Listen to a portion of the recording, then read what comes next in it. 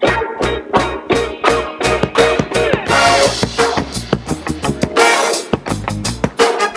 we are back on the Zero Hour. With us now is Katrina vanden Huevel, editor and publisher of The Nation and columnist for The Washington Post, to discuss the situation in Ukraine.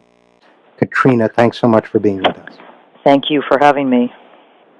Well, I very much wanted to have you after I read your piece on the Ukraine in The Washington Post that came out this week.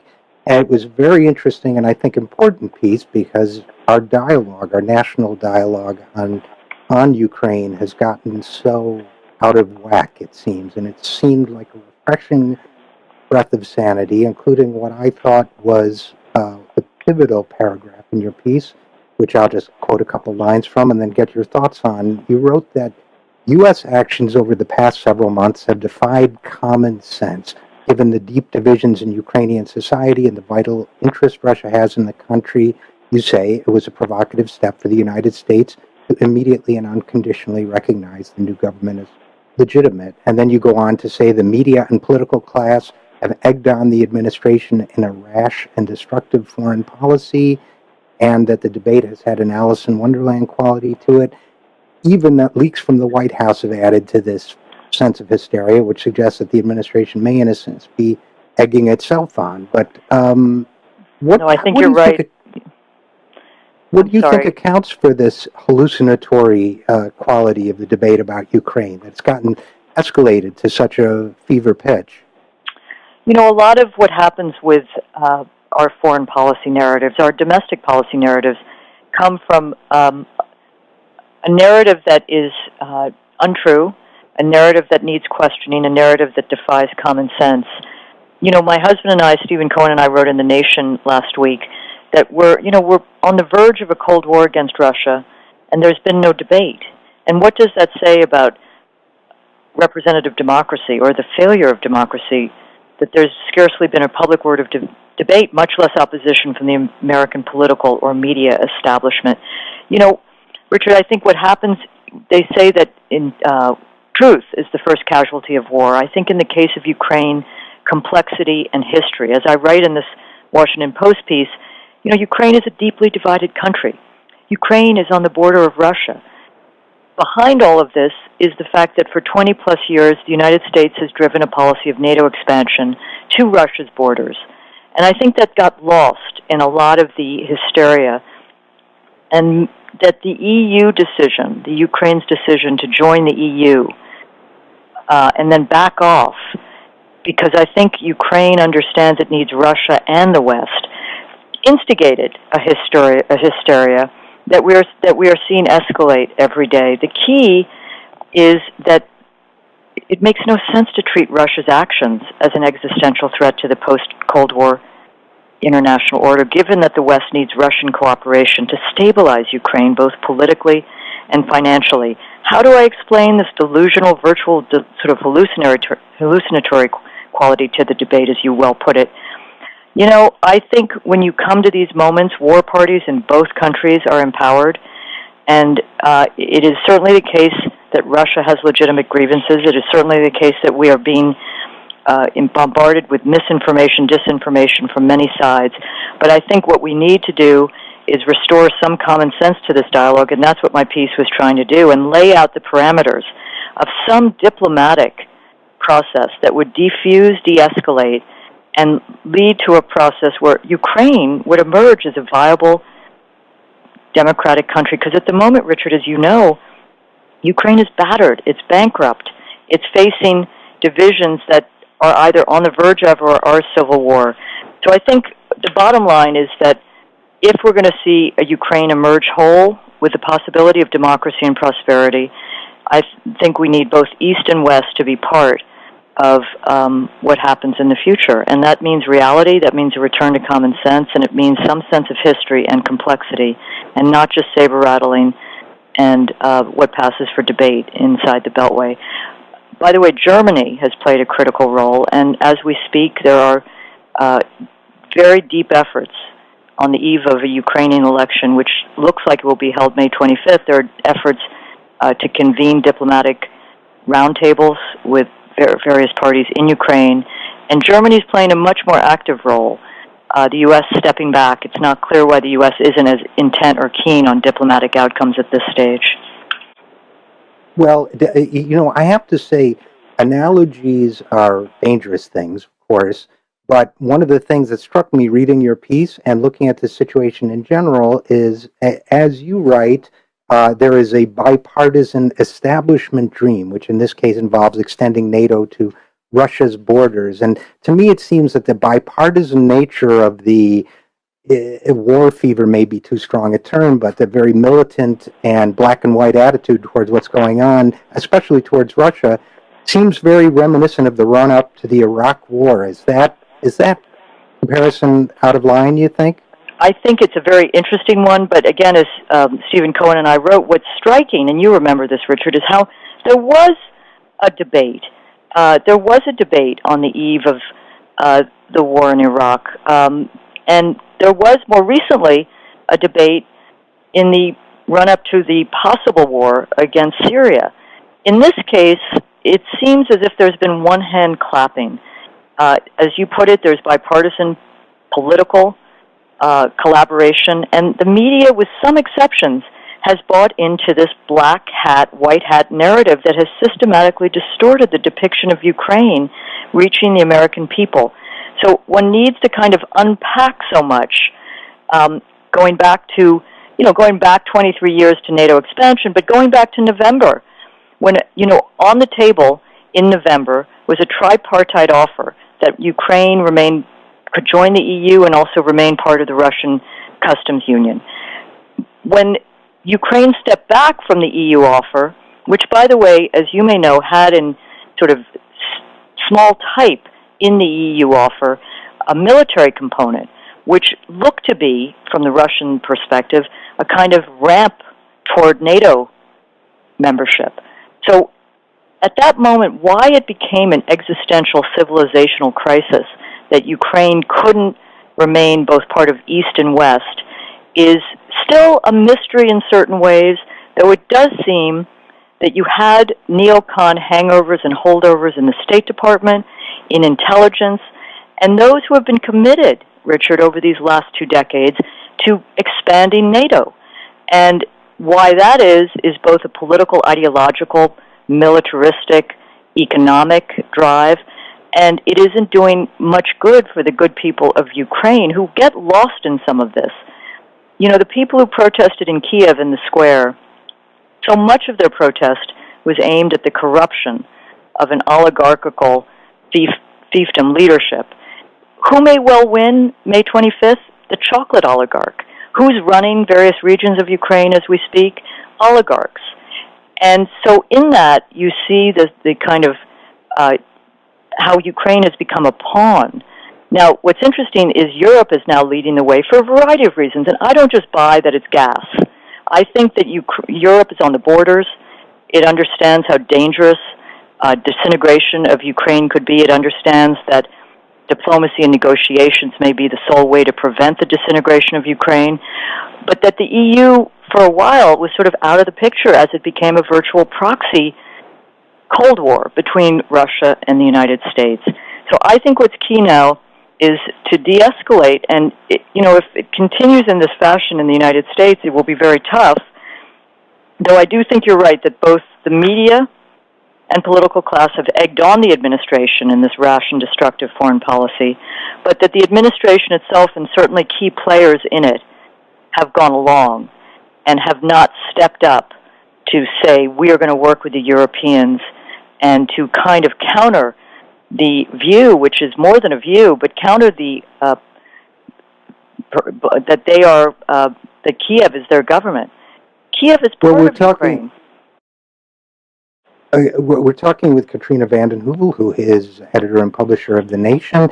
And Katrina, in this issue of The Nation, William Greider has a piece that talks about the merchants of death, as he calls them, the arms dealers and so on, who might benefit from escalation of conflict there. That's one dimension of it. People are talking about it. The other is the kind of cultural manhood dimension, where people are saying that Obama should somehow be more like Putin, while at the same time demonizing Putin, which is a built-in contradiction, but nevertheless, there it is.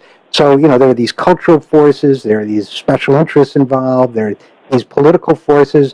How do people decode what's going on and attempt, whether it's a position of influence as a writer like yourself, you're trying to inject sanity into this debate, how do citizens let their elected officials know? How do politicians of goodwill in Congress and elsewhere shift the debate away from the sort of manliness confrontation between us and Putin and this black and white, almost cartoonish image of Ukraine as strictly having a white hat good guys and black hat bad guys, get into the complexity of the situation and get smart about this? Well, I think the American people, by the way, have more common sense than the elites. As you know well that the American public wants no part of the games right now, is tired of intervention and war. And as I write, we're back to former Secretary of State Dean Acheson praising Truman for making the threat clearer than the truth to alarm Americans sufficiently, but I don't think it's working. The danger is that the elites can foment their own crises, and there's no real check on it. I would say that one thing that needs to be understood, and it is very tough for many Americans to understand the granular complexities of Ukraine, fully understand, but in their gut, the understanding that the U.S. needs to get over the sort of post-Cold War triumphalism, that it has neither the resources nor the mandate to police the world, I think is something that would allow people to say, hey, okay, Ukraine, all power to the people, but does the U.S. have a direct national security interest at stake in Ukraine? No, but we do have an interest in a united, functional Ukraine that has stable relations with its European neighbors to the west, with Russia to the east. This is sort of common sense that gets lost in the sensationalistic commentary. Bill Greider's, Bill Greider's op-ed is interesting because it speaks to a policy that's been under the radar and sort of brushed under the rug in this country, which is the ongoing NATO expansion and how a kind of Cold War, vestiges of a Cold War military-industrial complex is still reaping the benefits of wrong-headed policies made years ago. I would simply add one point, is the collateral damage of this hysterical policy toward Ukraine on the part of the political elites and the media. What you're seeing is the possibility of already fragile arms control agreements unravel, and don't forget Russia remains a nuclear-armed country.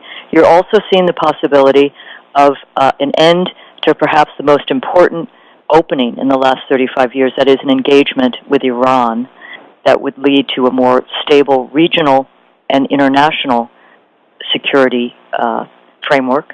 So there are various things that need to be understood.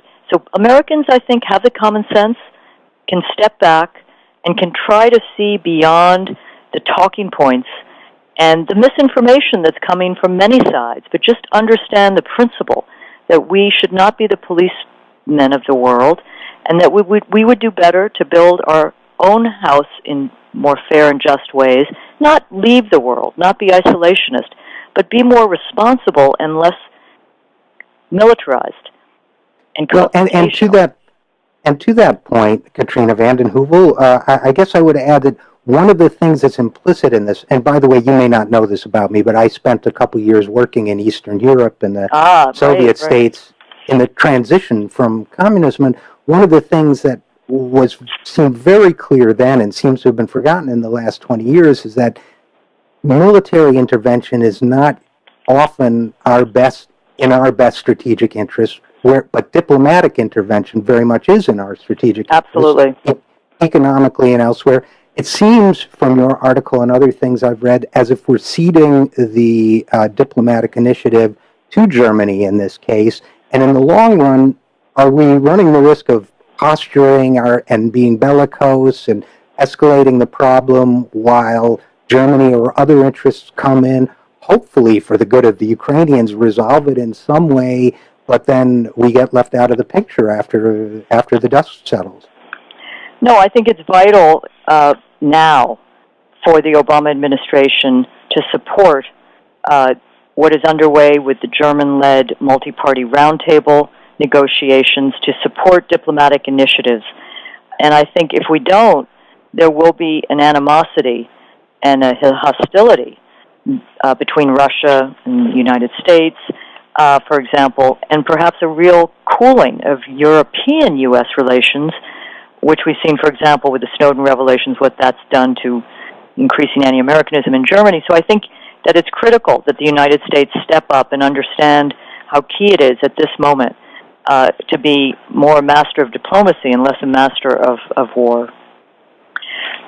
And so I think part of that, by the way, has to do, it's so key, we lose sight of this, but as I said earlier, Ukraine is bankrupt. I mean, Ukraine now is working with the IMF, which has extended a $17 billion package over 2 to 3 years, I believe. I mean, we know what IMF provisions can mean. We've seen it across Europe.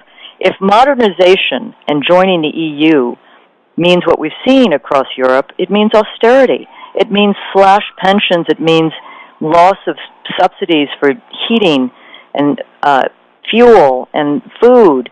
And it's already a difficult, very difficult situation. So I think, again, just on a concrete, common sense level, the need for East and West to play a part in rebuilding a Ukraine is key. And by the way, one thing, legitimate grievances on both sides, but for the Kiev government, which has to have constant contact with the U.S. government, to continue to call those in the East terrorists, or say that they are mounting anti-terrorist operations against eastern and southern Ukraine. This is just so sensationalistic, so hysterical, that it does contribute to a hardening of hearts and minds and a worsening of a possible civil war. So there needs to be real cooling out. And I think there are possibilities of such, but it's going to take some real leadership, and it's going to take, again, on a different level, a diplomatic level, East and West working together. Putin has shown more willingness, one has to say, in these last days. He supported Angela Merkel's proposal for this multi-party roundtable, and he has said that he is now understands that elections will need to be held May 25th. The next step, Richard, if I could say, is that the May 25th elections will need to be as fair and representative as they can be, and lead then to a constitutional parliamentary process, bringing in East and West. If that can be done, it will begin to heal, but it looks very tough right now from where we sit. So if we were to conclude with, let's say, 3 things that the government should be emphasizing and that our leaders should be advocating for. I mean, clearly one of them might be to use diplomatic channels to ask the Kiev government to tone down the inflammatory rhetoric and so on. But what might 3 or 4 things be that we should be urging our leaders to in Washington to support? Well, I'd step back and just say the most fundamental stance, Richard, is that the U.S. gets over its post-Cold War triumphalism, that there is an understanding of the need to work with others, and that the U.S. alone has neither the resources nor the mandate to police the world, that the U.S. government proceed, as you said, to understand the importance of negotiations to prevent Ukraine's disintegration and destabilization in the region. So what's vital is to signal that the administration is moving from one, unilateral support of Kiev to a support of a Ukraine that is united and functional and has the possibility of democracy and prosperity. And to do that, work hard with the parameters of an acceptable outcome, which in some ways happened in Geneva on April 17th with this roundtable agreement, to come back to that and to put all of the energies not in bluster and bombast or in military solutions, which don't exist in this case, but in negotiated settlement inside Ukraine, and to avoid treating Ukraine as a pawn in U.S.-Russian jockeying. Well, from your lips, as they say, to God's ears, or Obama's ears, or Harry's ears, or somebody's ears. But Katrina vanden Huevel, editor and publisher of The Nation, thanks so much for joining us and talking about Ukraine. Thank you. and good luck with your radio show. Thank you very much. Thanks so much.